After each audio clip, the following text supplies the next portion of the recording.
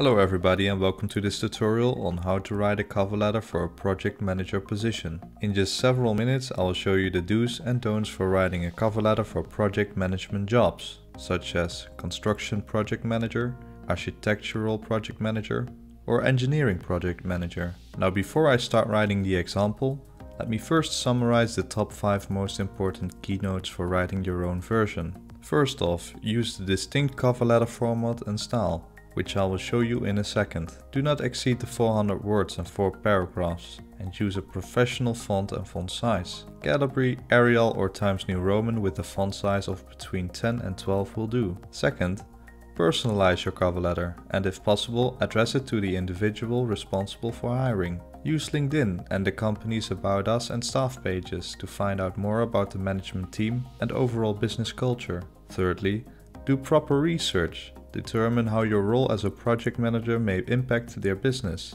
or how you can utilize your training and experience to advance projects successfully. In addition, review the business vision, mission statement, short and long-term objectives. Make sure you know what's expected for this position. Fourthly, showcase your qualifications.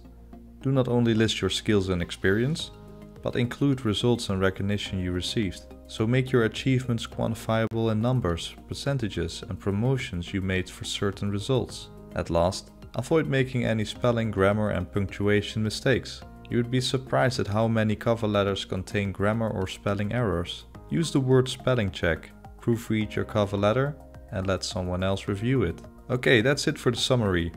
If you have any questions so far, leave a comment down below and let's continue to writing the example cover letter, shall we? Okay, you start off by listing the contact information on either the left or the right. Then include your name, phone number and email address. Put the date between white lines and include the company's information in the order as shown on the screen. The next part is the salutation or opening, which is among the most important parts of your cover letter. Write down the hiring manager's name, so Dear Mr. Branson or Greetings Mr. Branson. Avoid neutral openings like Dear Sir or Madam, Dear Hiring Manager, and especially not to whom it may concern. If you, after proper research, still do not have a name, then I would advise you to write Dear Hiring Manager. Now in the first paragraph you need to grab the reader's attention. You can do so by highlighting your expertise and affinity for the position, organization, product or service they provide. Also show your interest in the vacancy and let the reader know where you found it. In the second paragraph you shortly introduce yourself, followed by your motivation for applying. Tell the reader why you are interested in the job opportunity and or working at this specific organization. Provide some context to whatever you say by referring to news articles or advertisements you've seen on TV. Key here is to show the reader that you are genuinely motivated and did your research. In the third paragraph you need to match your work experience, educational background and skill set to the job description. Be aware of the major soft and hard skills for a project manager position. The most important soft skills are interpersonal skills such as leadership, negotiation or expectation management, and hard skills are more technically oriented, for example, project schedules, budgets and work breakdown structures. These often involve the use of templates and software tools like scheduling software, modeling tools or spreadsheets. Now in the closing paragraph there are several objectives.